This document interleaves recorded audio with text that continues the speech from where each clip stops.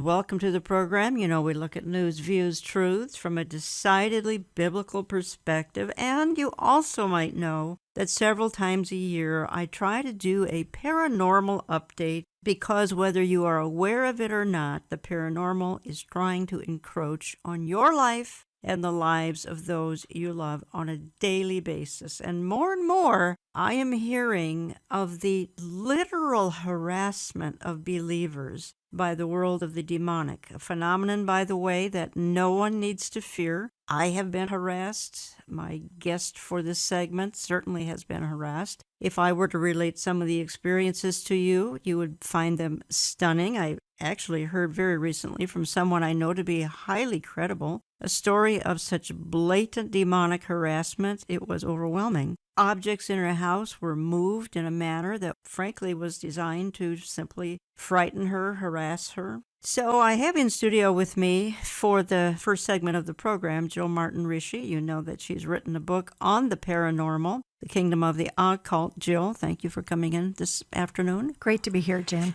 Let's start with this. We're going to hit 2 or 3 topics. When spirits harass, what is their goal? They're defeated foes. They have no real power, but they have some physical capability. They can move objects. They can make noises. Sometimes they can become visible. What is going on here? Why do they have this kind of power? Well, I always go back to the Bible, my favorite place to look for knowledge and for wisdom. I look at who Satan is. Of course, he's our enemy. We are in a spiritual battle. And Jan, this is something you see so much in our world today. You have the perspective of how you look at life, which is different for Christians than it is for those who are not Christians. And that is, we have a supernatural world view. We are supposed to look for things that are outside of the 5 senses because God tells us they are real. He tells us that we need to be on guard, Ephesians 6. Satan is going to come after those who are serving the Lord. And you've experienced it, and I've experienced it, and he has the supernatural power to do things. The Bible is very clear on the things that Satan has the ability to do. And it's really fascinating. We go into it in the kingdom of the occult,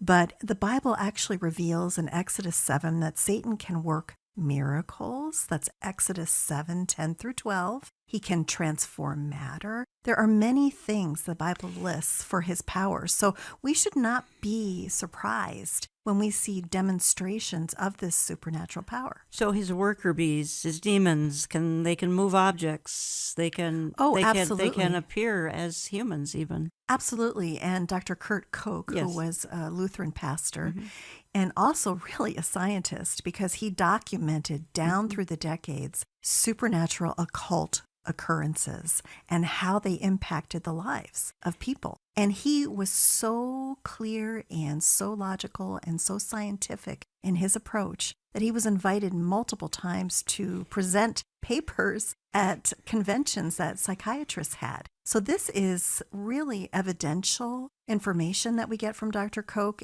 It's fascinating to read it, but he basically shows us what the Bible says, which is that these things can happen anywhere and everywhere. Okay, the Christian game plan to fight back. I mean, I advised this person who contacted me, I said, in the name of Jesus, cleanse your house, even put a cross in each room if possible. But what is the Christian game plan? Well, there is great power in the name of Jesus Christ. And we saw that in the New Testament. And there is great power in the presence of Jesus. So even those who did not believe in him, like the 7 sons of Sceva, were trying to drive out demons. And they did, but it didn't turn out well for them. They got beaten to a pulp. But we see the power in the name of Jesus. And that is what will protect you. So we can drive them out if they return. Has our spiritual warfare failed? Or are they just going to continue to try to harass? No, it's really interesting if you study what Jesus taught us in the Gospels. And Jan, I know we've mentioned this before, but there is a huge amount of material in the New Testament, those particularly 3 Gospels, where Jesus deals with demons. Why? Why is that in there? Because he's trying to tell us there are things beyond what we can see. And he deals with them. He tells us their purpose. He tells us what they are after. He tells us how their methods work. And that is in Matthew, Mark, and Luke. Huge portions of it. So we can go there and learn that, and we detail this in the kingdom of the occult.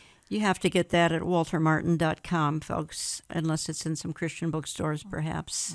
Otherwise, waltermartin.com, Kingdom of the Occult. But again, the story that I was told is stunning. I've had my own personal experience where objects were kind of flying around in my particular residence, and I put a cross up, and that nothing's come back since. Is that an option then? Absolutely. That's what happened when I was a small child. I was woken up from a deep sleep as just a little kid, very small. And I woke up to this terrible sound, and it was laughter, and I was absolutely terrified, and I was wide awake. It was not as if I was sleeping. I woke up, and then I heard the laughter in my room, and I had to go and get my father. He came in, he put up a cross. We prayed, and I never heard any of it again. Now, some will leave immediately. Some, as Jesus told us, are more powerful than others, and they will keep returning, and it's necessary to keep getting rid of them. I ran into this multiple times in my father's house, knocking on closet doors in an empty house. My sisters heard footsteps and cabinets opening and closing when there was no one home but them, and they were upstairs. So these are things that happen on a regular basis. And the thing is not to be afraid.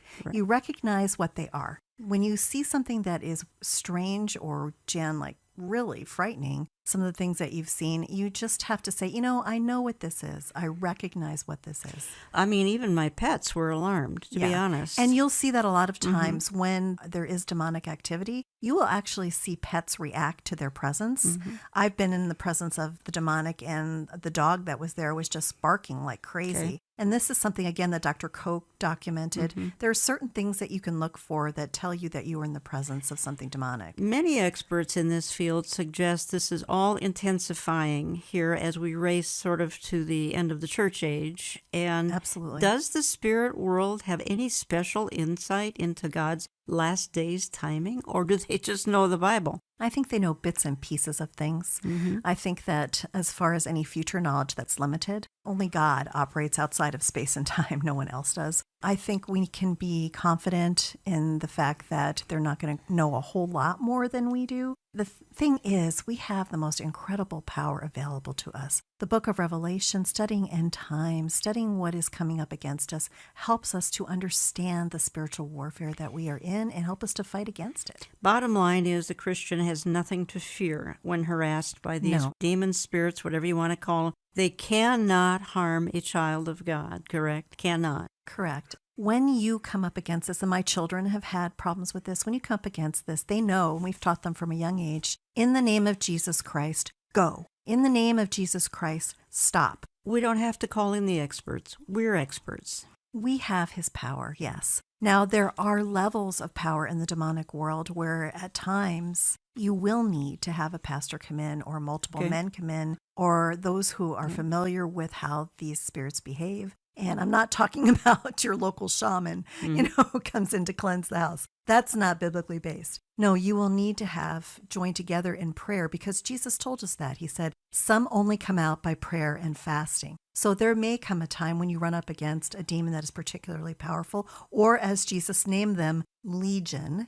You may come up against something like that, and you will need more prayer and fasting. You want to communicate with Jill about this? Do so through waltermartin.com, waltermartin.com. In the interest of time, I'm moving on, and thank you for that insight, Jill. And I want to move on to another topic here. You're listening to Understanding the Times Radio. I'm Jan Markell. In studio is Jill Martin Rishi. She's part of the ministry here, and she does social media, she does some radio, she does some writing, and I like to pick her brain on this particular topic because as I introed the program 10 minutes ago, the world of the paranormal is trying to enter your world one way or another. They're trying. If not your world, certainly somebody you care about a lot. I want to talk for a minute or two, Jill, and I've been getting emails about what's called enneagrams, and this is a personality type system. They suggest that there are 9 personality types, part of the enneagram, and the danger is it's being used as a divination type gimmick. It has ancient roots. It goes back to the ancient desert fathers, really before that, but the ancient desert fathers made it popular. Catholic Church has tapped into it. It's very mystical. It was used, again,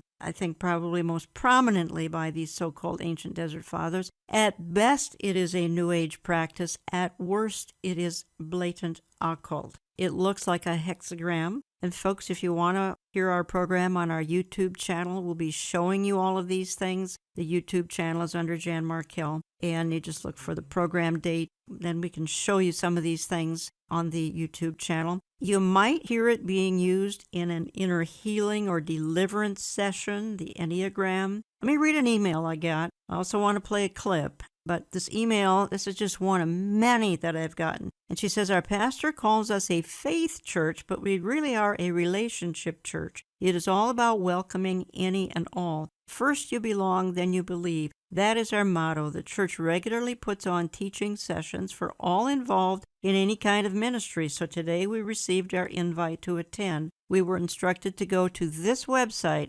www.eclecticenergies.com/Enneagram, and we're invited to take the test. Well, I flipped out, this writer says. I'm leaving her as anonymous. She says, I felt sick. All across the top of this page are categories such as chakras and acupressure and I Ching, etc. I mean, it is an occult website. They advertised this evening as a fun night. We had to do the Enneagram at home prior to going to the meeting. Well, I wasn't about to do that. I immediately sent an email to our pastor informing him we would not be attending and why. So why am I bringing it up here? Because, as I just implied through that email, the evangelical church has embraced this Enneagram. It is not safe. Let me just play a clip here. It is Andy Stanley, and he is raving about the Enneagram. Hey everybody, welcome to the Andy Stanley Leadership Podcast, where we help leaders go further, faster. I'm Andy, and I'm super excited about this month's episode because it's all about leadership by the numbers, but not those numbers, not Excel numbers, Enneagram numbers. And if that doesn't mean anything to you, you are in for a treat today. I have two extraordinary people in the studio with me today. I have Ian Cron, who is the author of The Road Back to You, an Enneagram journey to self-discovery that I'm sure many of you have read. And after today's podcast, many more of you will read. Actually, Ian is responsible for introducing the Enneagram to its broadest audience. So we have the evangelical community, evangelical leaders, in fact, that was Andy Stanley, talking about the Enneagram. Even the Youth Catalyst Conference has featured it. This is a few years ago now. And they say it is a tool for awakening your true self, the real you. You will have a spiritual awakening if you practice this so-called personality test, 9.9 personality types, Enneagram. Jill, your thoughts? Well, this is something that is totally and completely rooted in the occult and the doctrine of the demons, which is anything that comes against Jesus Christ. And it was started to be developed in the 1940s by a man named Gurdjieff, but he did not design or have anything to do with this test. That came a little bit later in the 1950s by a man named Oscar Ichazo. And believe it or not, Jan, he studied Zen, Sufism, which is, of course, the Kabbalah of Islam, and then actually the Kabbalah, and then yogas, Buddhism, Confucianism, alchemy. That is what is at the root of this whole Enneagram issue. What should Christians do when it turns up in their church? As this gal who wrote me, I believe from the West Coast, telling me about her church, she said there's no way she was going to participate. Then she looked into it, or she called her church, and the church said this, look, it's harmless, it's a personality test, there's nothing to be afraid of whatsoever. I know, this is what really is incredible to me, is that people accept things at face value. You need to dig deeper. Try looking up. If something comes into your church and you don't know what it is, look up history of Enneagram. That will tell you a lot. It'll pop up all these things about how the Sufis were involved, the study, what they believed was involved in this. And for those of you who aren't familiar with what Sufis actually are, think of whirling dervishes. If you've seen the people who whirl around in these little outfits and are kind of the mystical side of Islam, that's Sufism. And that is what was studied in the development of the Enneagram. So you've got that and all kinds of things that are not from God, and it can be easily discovered on the internet. It can be. Most people aren't going to do the research. Most people trust their church. I think more and more they're beginning to be a little bit more cautious, but most people don't do the research? Well, you know what? I think it boils down to two basic things, all right? When you are a Christian, you study the Bible focuses on Jesus Christ. If you see anything that is not focusing on Jesus Christ, that takes you away from him to focus on yourself, which is what Enneagram does, or to focus on something other than Jesus Christ and the Word of God, then the red flags should go up. Well, again, it looks like a hexagram. Again, we'll show this on our YouTube, but folks, you can look it up just online. You can Google the whole information that we're talking about here. It's ENNEAGRAM, and it's invaded the evangelical church. So I've been getting email after email after email, and again, Jill, Christians don't know what to do. Apparently, maybe they're just taking it at face value for what the pastor of the church has to say, and they're uncomfortable, as they rightly should be. It is a very difficult situation, but again, the Holy Spirit gives us these red flags. Jesus should be the center. If you see something that's pointing away from him, and believe me, Enneagrams do not exalt Jesus Christ at all. They are totally focused on you. And people love to study themselves. So right there, that should be a really big red flag. And it should also alert you to the fact that something has gotten into the church that doesn't belong there. Sometimes pastors, they delegate to other pastors, and those pastors delegate to Bible study group leaders. And sometimes they don't always know what is coming into the church. So if you approach them, if you do the research, and you don't have to do more than 5 minutes research, Jen, online to figure out what is going on with this Enneagram. And if you go to them, and you go to them in a spirit of humility, take someone else with you if you don't feel comfortable going by yourself, and show them the evidence. Show them evidence. Don't just give them your opinion. Show them the thing that you're having problem with in the church, and pray that God will open their hearts. That's a good word. I appreciate that. Let me just quickly say, before we move on, we're going to hit one more topic in this segment. Again, this is a little bit of a paranormal update. I do this several times a year because of the invasion of the dark side into the light side, the invasion of the spirit world into the church, into your home, even though you may have a Christian home. Paranormal is going to try to enter one way or another, I promise you. I've been saying the last couple of weeks about our fall conference, September 21st. If you have tickets and you can't attend suddenly, would you just call the Brush Fire Agency? You don't have to turn anything in. You don't have to do anything but call 888-338-5338. Give them your name and tell them you can't attend. That way someone else can get those tickets of yours. So again, if you can't attend, you've got your tickets, or you get tickets in the next month, can't attend, call Brushfire, okay? 888-338-5338. Someone else will be able to get those tickets. By the way, we're also going to have closed caption that day. So you might pass that on to anyone that might apply to. We'll have closed caption at the church, and we'll have closed caption on our live streaming as well. And you need to visit our website for all of the live stream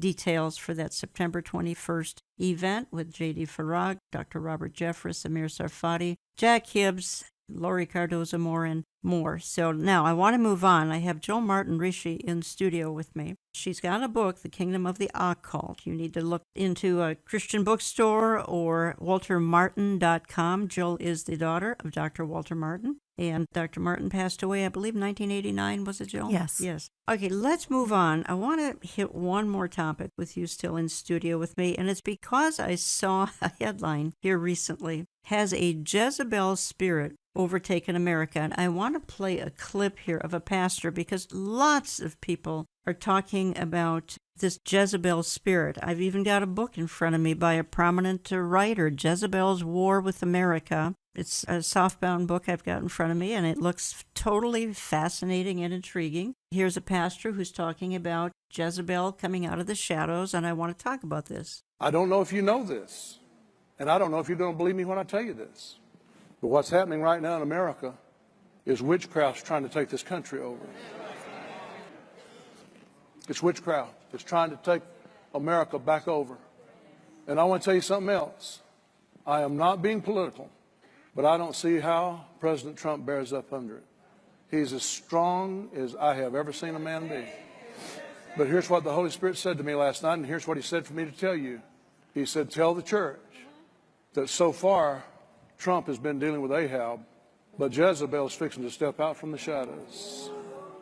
Okay, so I'm hearing continually how active Jezebel, or the spirit of Jezebel, is today in our world, in our church, in our culture. I was reading the Christian Post the other day, and many of you are aware that Reverend Patrick Conroy, chaplain for the U.S. House of Representatives, recently cast out spirits of darkness from Congress. Such an ugly, contentious week in Washington that it turned the House chaplain's morning prayer into what I saw as like a potential exorcism. Look at this.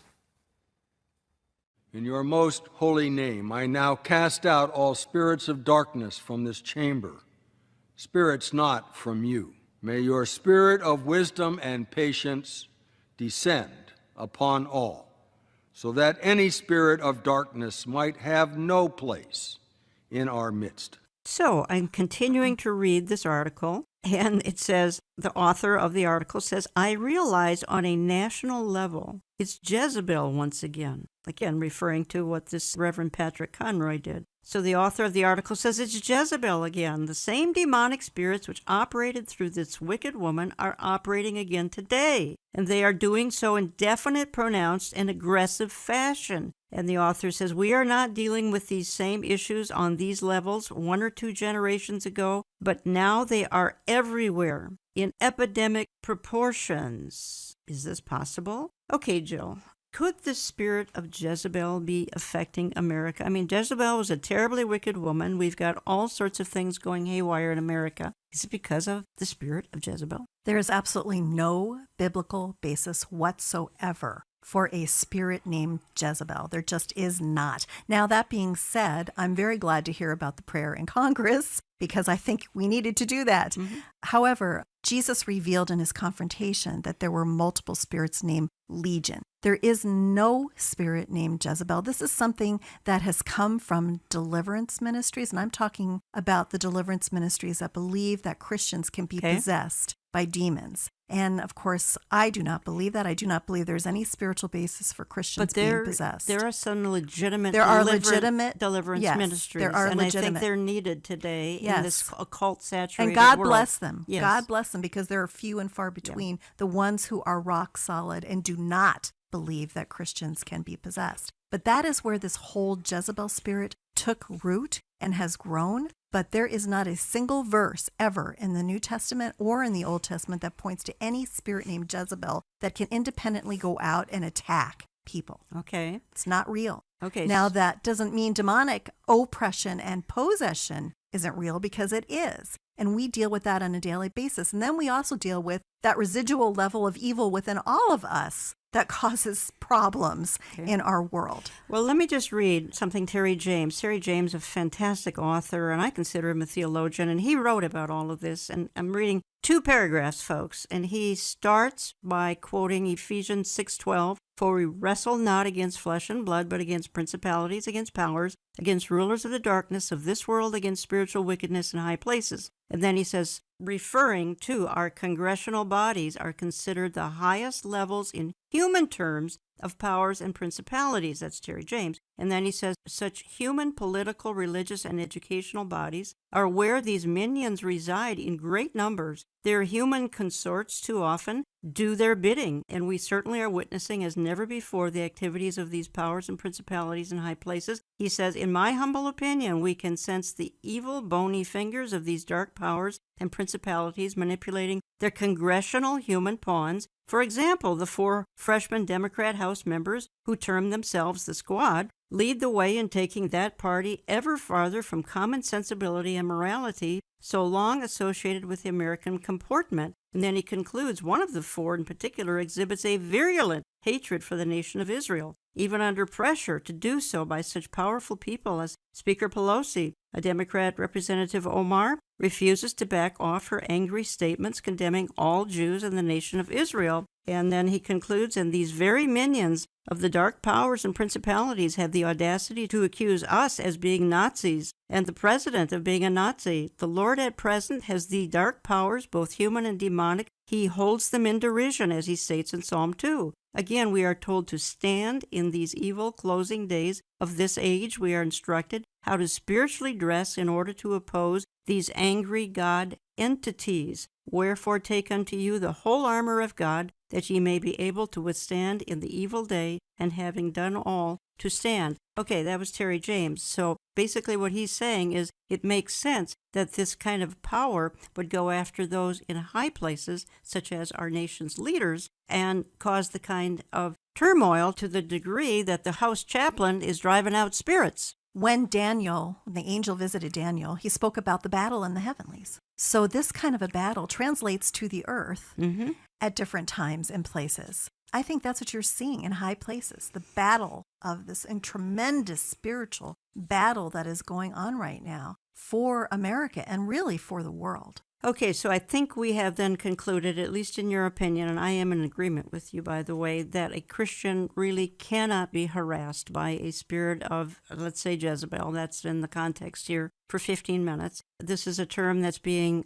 almost carelessly then tossed about. It is. It's being used carelessly without biblical foundation. Okay. And it scares people, Jan. They really are afraid of this. They have actual people pointing to their children and saying, oh, your daughter has the spirit of Jezebel. That's terrible, really. And there is no biblical foundation for it. Folks, again, you want to communicate with Jill, do so through waltermartin.com. You can surely talk to her on our social media. She manages our Facebook, our Twitter as well, and I try to get over there and comment as often as I can, but you can find Jill there actually 7 days a week. We thank you for doing that too. I'd just like to say to all of you out on Facebook, thank you so much. You are just an incredible group of brothers and sisters. I want to especially thank you for stepping in for Jan, asking for prayer and uplifting her and Olive Tree Ministries. Your prayers have made such a huge difference in our lives, and I appreciate all of you so much. If you haven't been to Facebook, come and talk with us. We love to hear from you. We have such an incredibly responsive audience, Jen. They are so loyal. We've got over 50,000. I know, and so loving.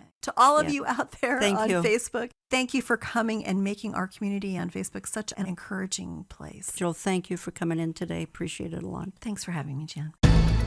Ministries do not cut back in the summer months, so we hope you'll stay in touch with us. Reach us through our website, olivetreeviews.org.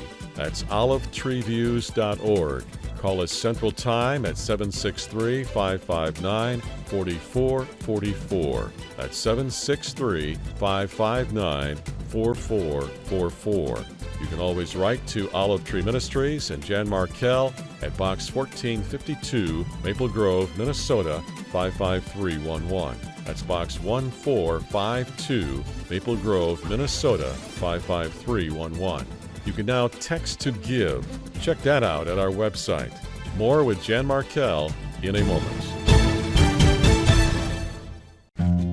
Understanding the Times 2019 is around the corner, Saturday, September 21, just outside of Minneapolis.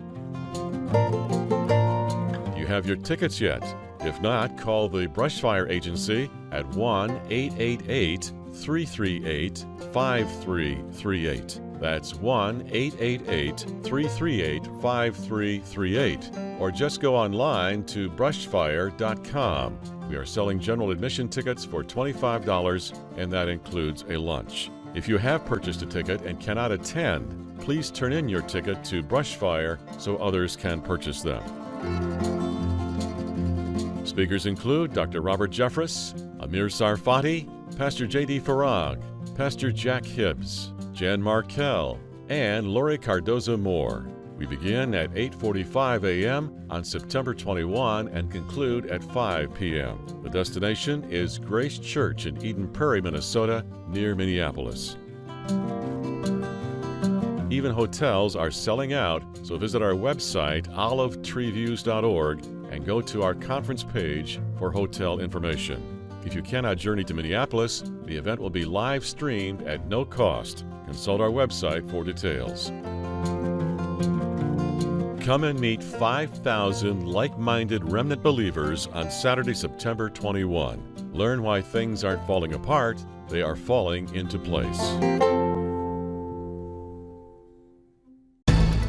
There's a mom there, a proud mom, over with her. Looks like I'm talking about a 4 or 5 year old girl with a rainbow shirt on, looking confused as this little girl is staring into the eyes of this man, a drag queen. The Bible warns us that the days of Noah and Lot are returning someday. Many feel we have foreshadowing of that now with the decline of the culture.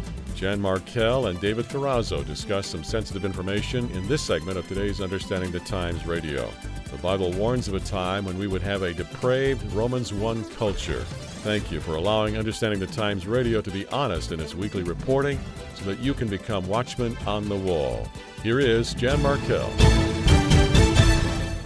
Okay, welcome back. And as you heard Jill going out of that first segment talking about social media, find us on Instagram, Twitter, Facebook. Under Facebook, it's Jan Markell's Olive Tree Ministries. When you write to us, would you always tell us how you listen? That helps us here process things in the office so much. Now, I'm moving on to another topic because one of the biggest tragedies of my lifetime has been the exploitation of children thanks to the LGBTQ, the hardcore transgender movement, how this has all accelerated in the last 15, 20 years, and the very recent drag queen story hours going on everywhere, it seems. Certainly in the U.S., the drag queen story hours are to indoctrinate children so that as they grow, they become tolerant of all lifestyles. And this is a part of the leftist agenda. I've asked David Ferrazzo to join me to talk about this. We might take another topic or two if we have time, but if not, we're going to focus like a laser beam on this, at least early on here. And David, welcome back, by the way. Thank you so much for having me, Jan. Great to talk to you again. Yeah, David, did you think you would see the day when children were literally being seduced, when immorality would be being pushed on 3-year-olds, when there would be the blatant sexualization of children? Did you ever think you'd see the day? I did not. No. I saw the advancement of the gay, lesbian, transgender, bisexual movements. I just did not see this coming where the left would use publicly funded libraries across the country and these are designed, these drag queen story hours are designed for ages 3 through 8, and then of course 8 and up are welcome to come as well, but I didn't quite see that coming. But what I've been learning, Jan, as I've researched this, is it's been going on for quite some time. The American Library Association has had GLBT, sometimes they switch the LGBT to GLBT Book Month since 2015. It was originally established in the early 1990s as National Lesbian and Gay Book Month. And what they do is it's an opportunity, they say, for book lovers and libraries with the very best in gay, lesbian, bisexual, and transgender community interest, books that they would be interested in. So this is not a brand new thing, although it seems to have taken the public and particularly the church by storm and by surprise. Yeah, by surprise. It's into libraries all across the country. But like we've said before, there's an initialization of the LGBT or GLBT. It's initialism that's been around since the early 1990s. And of course, we know the movement started well before that, possibly in the late 50s. One American News has put out, I found a really interesting clip, a gal pushing back here, because Christians are trying to push back, David. I find that very encouraging. I don't know how successful they are. They are often overwhelmed by the other side, and the other side being so vocal and so, quite frankly, so vicious. But here's just a short clip from the One American News Network. A 10-year-old child was forced by his mother to pose for a photograph with a fully naked adult man. Call the cops, right? Imagine the outrage if that had been the headline. There would have been immediate cries of child abuse, pedophilia, call Child Protective Services, lock up the mother, and arrest that grown man. But in the actual photo, and I apologize for showing such a graphic image, but you need to see this to believe it and understand the severity of what is going on here. The 10-year-old child is named Nemis Quinn Melancon Golden. He was posed by his mother, Jessica, with an adult male drag queen, the winner of RuPaul's Drag Race. The drag queen was naked, as you can see. This is a grown man, fully naked, except for one tiny scrap of fabric partially concealing his genitals. The 10-year-old child is still just a 10-year-old boy dressed up by his mom to look like a girl. And they call us bigots for being outraged about this. Why is this not child pornography? Are drag queens exempt from the laws protecting children from adult sexual predators? Are the parents of drag kids exempt from the laws that prohibit parents from facilitating sexual encounters between minor children and adult predators? Oh, Democrats have been telling us for years that any opposition to the LGBTQ agenda makes us homophobic or transphobic. Give me a break. I challenge Democrats, defend this. Tell me how this is possibly okay. Tell me how this is not child abuse. Tell me why this is not this close to pedophilia. Tell me why this is not child pornography. What makes this any different from child pornography? We warned this is what would happen. If you celebrate sexual promiscuity to the point of glorifying perverted sexual deviancies, this is what you get. A 10-year-old child victimized by his mother, victimized by a naked adult man who would pose for a photograph with him while dressed, and dressed is a generous word for that scrap of fabric covering his junk in a highly sexualized pose, victimized by a whole culture who are unwilling to come to this child's defense and protect him from sexual exploitation. Jan, I've heard it many, many times. I agree with her. Maybe 10, 20 years ago, a man would have been arrested. But now, since that part of the agenda has been rolled out, it seems to be people are, as you know, we talk an awful lot about calling evil good and good evil, but the Bible warns us about men who suppress the truth in unrighteousness, and what's the result? The wrath of God comes. It's idolatry. We are creating gods in our own likenesses. Of course, this worldly pagan likeness of no creator. So we are determining our own truth. In Romans 1, 19 and 21, because that which is known about God is evident with them, and they have a conscience.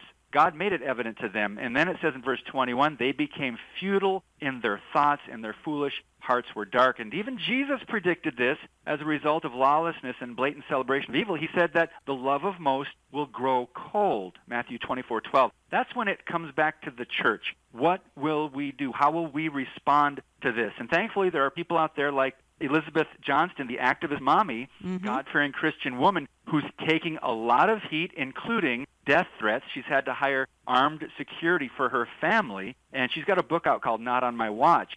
She's been trying to get these drag queen story hours canceled across the country with the help of her social media and email campaigns, and she's done a good job. But, of course, the left is attacking her and accusing her of things, including this one. She's accused of violence against the LGBTQ community, and she's encouraging her followers to spread hate. And so they're really coming against her. In fact, one drag queen called Child Services and is trying to get a campaign complaining that she's an unfit mother. So this is the kind of thing they do. They start lying, and they start trying to attack Christians or conservatives who are resisting. One thing I want to point out, Jan, there's a dispatch that came out during Gay Pride Month from GLBT Book Month, and this was on the American Library Association website. It was from a librarian. She gives several points about pushing the LGBTQ agenda and these drag queen story hours, including don't give up, make sure to invite LGBT community partners, sneak stuff into your current programs. And this one I found very insightful. On the fifth point on the agenda, it said, now for librarians, it says firmly defend LGBT items in your collection. And if parents, like Christian parents or conservatives, complain or resist, she says if something is challenged, now this is creepy actually, she says be ready to listen to the complaint, respond in a calm manner, stating that your library purchases items for all the members of your community. Okay. Often in these situations, people just want to be heard. Then she says, this is interesting, they're satisfied to move on when they're sure they've been heard. Now, this is a point that we can take to heart, Jan, Christians and conservatives. Don't just be satisfied with just making a complaint. Follow up, continue to raise awareness, because they will continue to force this agenda through regardless of our complaints. There's a periodical called Intersections from the American Library Association Office for Diversity. I'm reading a paragraph, building a little bit on what you just said, David. They instruct their people, again, librarians across the country, sneakily fit stuff into current programs. So you're not doing drag queen story time yet, but you're probably doing regular old story time, right? So try to sneak inclusive messages into your programs. For instance, if you're reading a book about a mama bear and a papa bear, maybe when you read it, you just change it to be about two papa bears. Or if you're reading a book about a rabbit who likes to get dirty and play sports, maybe when you read it, you pointedly say it's a girl rabbit. If there are characteristics in a book where the gender is unidentified or irrelevant, feel free to play and to change it up. Chances are kids and families won't even notice, but for that same-sex family or gender non-conforming child who does, it will really mean a lot to that kid to know their librarian has their back. Man, have we gotten depraved, David Fiorazo.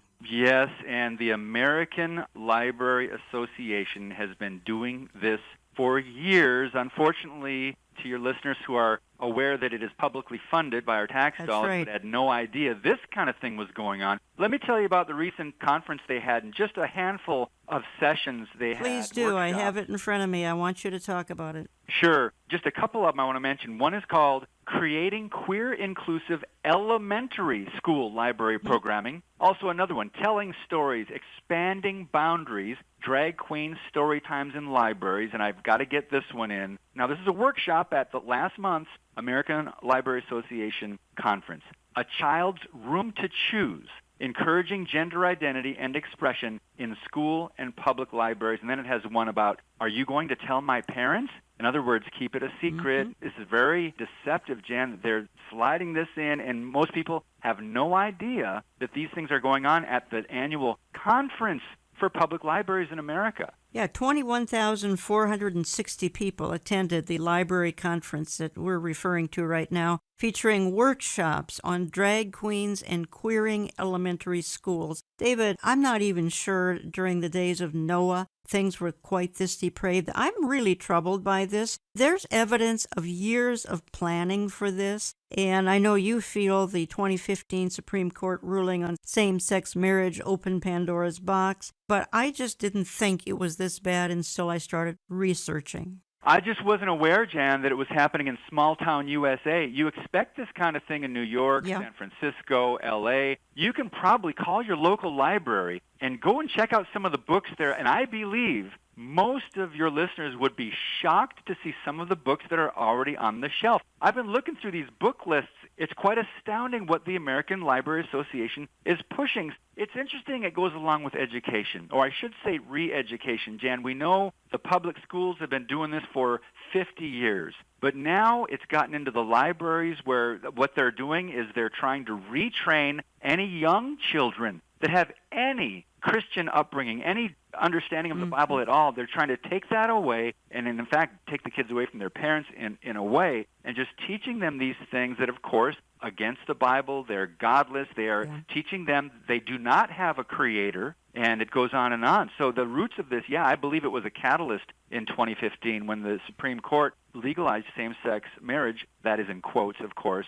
So this is disturbing, but what can we do? Of course, we've got to pray. We've got to continue to understand. Your program, you talk about prophecy quite a bit. We are living in the most prophetic days in the history of the world, and of course in America. Just remember to keep that eternal perspective and make sure that we are looking at things from a biblical perspective here. I'm going to just make one more comment here. I'm actually reading a little paragraph you've written, and you say this. Folks, you can learn more at David's website. It's davidfiorazo.com, davidfiorazo.com. You can sign up for his blog that he will send out. Great thoughts on the decline of the culture. And you say, David, they're paving the way for sexual abuse, including pedophilia. And then you ask, where's the Me Too movement on the issue of children? Some of us saw this coming years ago, but how did we get to the point of openly sexualizing innocent children and promoting it as acceptable? And then you say, let's start with Nemus, the 10-year-old boy in Canada who goes by Lactasia and who was featured in a troubling magazine article promoting the life of so-called child drag queen and a shocking photo. A man who goes by the name of Violet and recently won a reality competition called RuPaul's Drag Race is seen again naked wearing nothing more than a piece of fabric. We've already referred to that. And then you refer to the boy's mother, I'm going to leave her nameless, being unapologetic, allows this child to wear whatever he wants because he's just expressing himself and it makes him feel beautiful. Then you indicate the media is all in, and then a few months back,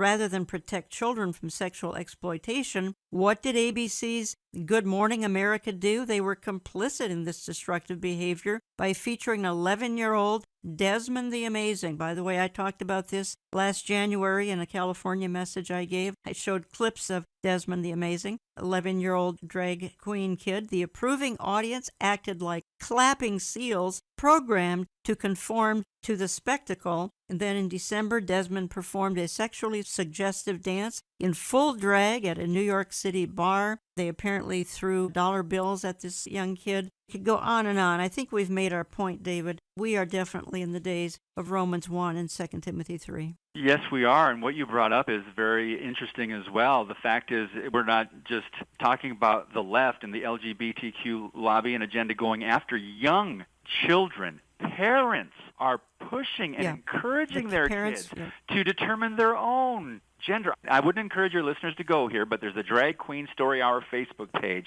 I'm looking at a picture with a guy dressed up as a woman, a drag queen at a library. There's a mom there, a proud mom, bending over with her, looks like, I'm talking about a 4 or 5-year-old girl with a rainbow shirt on, looking confused as this little girl is staring into the eyes of this man, a drag queen. You can find photos like this all over the place, but yet parents, what are they thinking? So this is another problem. And I want to just say that I believe that this generation, we've brought this on ourselves. We've passed this down. It's been pushed down to the generations because we have not spoken out about sin. Well, yes, it's unpopular to talk about, but homosexuality, Jesus did talk about marriage, defined marriage. We hardly have uttered a peep about this in the church from the pulpits across the country, and that's just part of the problem that we're seeing. I'm going to move to another topic because you write about who's monitoring big tech. I think this is an extremely troubling issue going on. Folks, do you know that if you are a conservative, a Christian, a patriot, a lover of the flag, or just proud to be an American, you must keep those thoughts to yourself when it comes to big tech?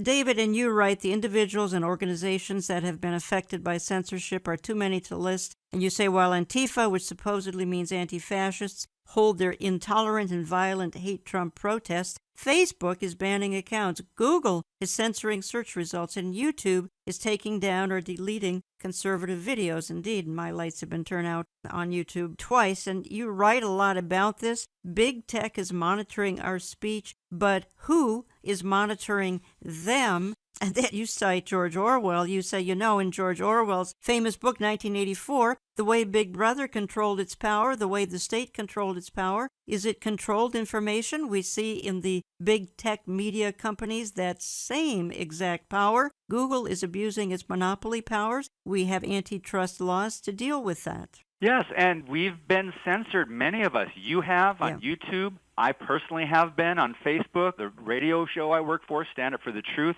has been shadow banned on Facebook. I'll explain what that is in a minute. Journalist James O'Keefe, which has done some amazing undercover work exposing all kinds of scandals of the left, Planned Parenthood, his YouTube was pulled down. Dennis Prager, of course, you're familiar with his work. It's an educational YouTube channel. That was pulled down. In fact, he's got a second lawsuit right now, and he testified before Congress on this. Freedom Project, the Dr. Duke Show, people I'm working with as well. So there's so many others, live action, pro-life sites that have been either banned, their accounts have been deleted. As soon as they try to promote something or tweet something, Twitter pulls it down. So it's not just Google, but I mentioned in the very end of that article, Jan, when I was writing my very first book and researching for Eradicate, Blotting Out God in America, I did a lot of searching, but because I'd been reading about this stuff, I'd been informed, I knew where a lot of the information was that I needed.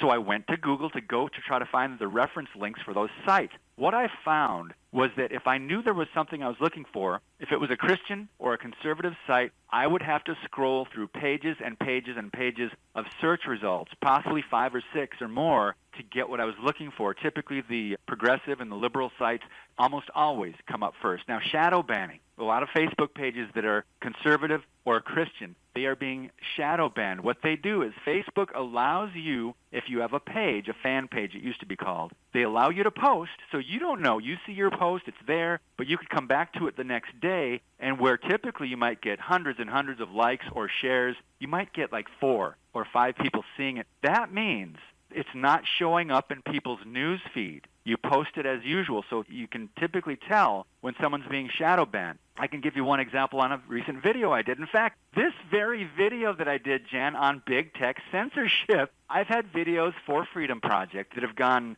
600,000, 700,000 views. The video I did with the Facebook logo on it, says Facebook, Google, they're censoring conservatives. It got about, I think, 9,000 or 10,000 views, which might sound like a lot, but in light of past videos, it's not even close. You post it, and they let you post it, but the only way people are going to see it is if someone goes directly to your page, shares it with other people. Otherwise, it's not showing up in people's news feeds. Well, it's happening. David, and that's troubling, but to me, a whole lot more troubling, and I think perhaps to our listeners as well, is the ability to throw elections. And I want to play a clip here. It is Ted Cruz talking to a gentleman who is suggesting that this is indeed, and this fella is not a conservative. He is testifying before a committee, Ted Cruz, the head of it. Let's just hear what they have to say. Dr. Epstein, I found your testimony incredibly powerful and incredibly concerning. And if anyone draws news out of this hearing, I would encourage you to review very carefully Dr. Epstein's testimony. And I'd like to take a moment to make clear several things. First of all, as I understand your background, you're not a Republican and nor are you a conservative. Is that accurate? That would be an understatement. And indeed, you're the former editor-in-chief of Psychology Today. Correct. So you're a respected academic. You testified before this committee that Google's manipulation of votes gave at least 2.6 million additional votes to Hillary Clinton in the year 2016. Is that correct? That's correct. And I want to make sure I understand. You personally supported and voted for Hillary Clinton. I was a very strong public supporter of Hillary Clinton, yes. So you're not dismayed that people voted for her, but your testimony is that Google is, through bias in search results, manipulating voters in a way they're not aware of. On a massive scale. And what I'm saying is that I believe in democracy, I believe in the free and fair election, more than I have any kind of allegiance to a candidate or a party. And looking forward, if I understood your testimony correctly, you said in subsequent elections, Google and Facebook and Twitter and big text manipulation could manipulate as many as 15 million votes in a subsequent election? In 2020, if all these companies are supporting the same candidate, there are 15 million votes on the line that can be shifted without people's knowledge and without leaving a paper trail for authorities to trace. Now, you described the Go Vote reminder, and you said it wasn't a public service announcement, but rather manipulation. Can you explain how? I'm not sure everyone followed the details of that. Well, sure. If on Election Day in 2016, if Mark Zuckerberg, for example, had chosen to send out a Go Vote reminder, say just to Democrats, and no one would have known if he had done this, that would have given that day an additional at least 450,000 votes to Democrats. And we know this without doubt because of Facebook's own published data, because they did an experiment that they didn't tell anyone about during the 2010 election. They published it in 2012. It had 60 million Facebook users involved. They sent out a Go Vote reminder, and they got something like 360,000 more people to get off their sofas and go vote who otherwise would have stayed home. The point is, I don't think that Mr. Zuckerberg sent out that reminder in 2016. I think he was overconfident. I think Google was overconfident. All these companies were. I don't think he sent that out. Without monitoring systems in place, we'll never know what these companies are doing. But the point is, in 2018, I'm sure they were more aggressive. We have lots of data to support that. And in 2020, you can bet that all of these companies are going to go all out. And the methods that they're using are invisible. They're subliminal. They're more powerful than most any effects I've ever seen in the behavioral sciences. And I've been in the behavioral sciences for almost 40 years. You know, our Democratic colleagues on this committee often talk about what they view as the pernicious effect of big money and big corporate dollars. What you are testifying to is that a handful of Silicon Valley billionaires and giant corporations are able to spend millions of dollars, if not billions of dollars collectively, massively influencing the results of elections. And there's no accountability. You said, we don't know. We have no way of knowing if Google or Facebook or Twitter sends it to Democrats or Republicans, or how they bias it, because it's a black box with no transparency or accountability whatsoever. Am I understanding you correctly? Senator, with respect, I must correct you. Please. If Mark Zuckerberg chooses to send out a go vote reminder just to Democrats on Election Day, that doesn't cost him a dime. David, I'm down literally to 30 seconds. Your thoughts? I think the election in 2016 could have been a lot closer, but I do think Christians need to send out a go vote reminder. Yeah. If even 10% more Christians voted, I don't think elections would even be as close, even with all the power and the money the left has. Folks, you can learn more at David's website, davidfiorazo.com, davidfiorazo.com. He's an author. You can check out his books there. I hope we've sent out some warnings this hour. We've covered